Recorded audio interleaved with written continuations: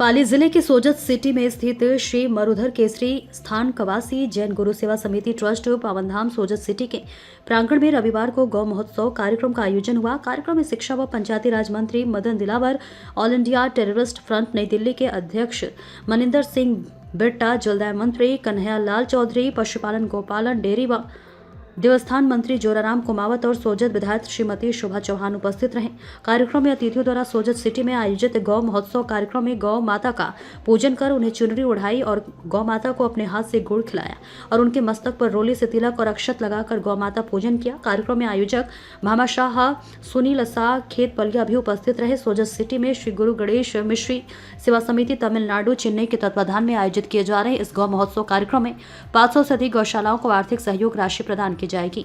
मामा शाह, सुनील शाह, खेत पालिया की तरफ से कार्यक्रम में 500 गौशालाओं को 2 व 1 लाख रुपए के हिसाब से आर्थिक सहयोग राशि चेक प्रदान की गई। जलदाय मंत्री कन्हैया लाल चौधरी ने अपने उद्बोधन में कहा कि प्रवासी राजस्थानियों द्वारा गौ सेवा के साथ साथ पेड़ लगाने से लेकर किस तरह से फूल, स्कूल, अस्पताल, कॉलेज या फिर राष्ट्र के निर्माण में सबसे महत्वपूर्ण सहयोग कर सकते हैं, उनकी सराहना करता हूं। प्रवासियों द्वारा कई सालों तक बाहर जाने के बाद में अपनी मातृभूमि से प्रेम करते हुए अपने क्षेत्र के विकास के कार्यों में हमेशा सहयोग करता रहता है।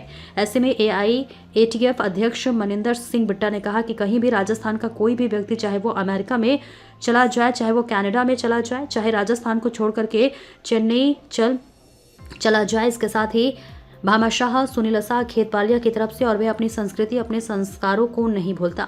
उसके हृदय में राजस्थान रहता है, उसके हृदय में राजस्थान की संस्कृति रहती है।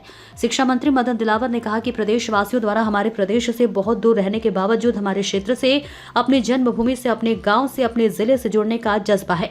उन्होंने गौ माता के द्वारा अपने दैनिक में उपयोगिता के बारे में बताया। साथ ही हमारे बीमारियों में भी गाय के दूध, गौमूत्र, घी, गोबर आदि उपयोगी है। गाय का दूध पीने वाला चंचल, बुद्धिमान होता है और प्रोग्रेस करता है। कैबिनेट मंत्री जोराराम कुमावत ने कहा कि सोजत सिटी के पवित्र धरती यह कार्यक्रम आयोजित किया गया। राजस्थान सरकार के मुख्यमंत्री भजनलाल शर्मा द्वारा 10 दिसंबर को प्रवासी दिवस मनाने की भी घोषणा की, जो हर साल प्रवासी दिवस के रूप में मनाएंगे। लोगों से चर्चा करेंगे, प्रवासियों की समस्याओं में हमारी सरकार सहयोग करेगी। साथ ही साथ में प्रवासी व्यक्तियों के लिए एक विभाग अलग से खोलेगी। मुख्यमंत्री ने प्रवासी लोगों को किसी तरह की तकलीफ नहीं हो सके, इसके लिए ऑनलाइन आवेदन डालेंगे तो सरकार उसके ऊपर सुनवाई करेंगे। गौशाला के क्षेत्र में पूरे प्रदेश पर प्रवासी व्यक्तियों का बहुत ही सहयोग रहता है और गौशालाओं को मजबूत करने में भौतिक सुविधाएं विकसित करने के लिए बहुत ही सहयोग रहता है। साथ ही उन्होंने गौ माता से प्राप्त होने वाले दूध, घी, छाछ, दही, गोबर आदि किसानों के लिए खाद के रूप में उपयोग में आता है और आजकल गोबर से बहुत सारे प्रोडक्ट भी बनते हैं, जिनमें कागज, कलर पेंट, धूप, अगरबत्तियां, गमले, मूर्तियां आदि 100 से अधिक उपयोग वस्तुएं तैयार की जाती हैं। राजस्थान में 785 नई गौशालाएं खोलने का काम किया। साथ ही 2 लाख गायों की संख्या बढ़ाने का काम किया। इस साल बजट घोषणा में 1280 करोड़ रुपए का अनुदान दिया। सोजत विधायक शोभा चौहान ने गौ महोत्सव में अतिथि का स्वागत किया, गौ माता की महत्ता को बताया। गौ माता हमारे अर्थ व्यवस्था की धुरी है। गोवंश के संरक्षण के लिए सरकार योजना चला रही है। आधुनिक के साथ संस्कृति को बढ़ावा देने, सांस्कृतिक धरोहर की रक्षा भी हमारी प्राथमिकता है। हम सब मिलकर यह संकल्प ले कि हम गौ माता की रक्षा करेंगे, सहयोग करेंगे। इस अवसर पर श्री मरुधर केसरी स्थानकवासी जैन गुरु सेवा समिति ट्रस्ट सेवा समिति ट्रस्ट अध्यक्ष चंद्र प्रकाश तालेड़ा, गौशाला के संचालक प्रतिनिधिगण, गौ भक्त आदि मौजूद रहे। पाली राजस्थान से संवाददाता जय नारायण सिंह की देखिए खास रिपोर्ट। गाय का दूध बताते हैं, विवेकानंद ये भैंस का दूध बता रहा है, तुमका ऐसा क्यों बोल रहे हो आप? हमने तो सुना है गाय का दूध अच्छा रहता है।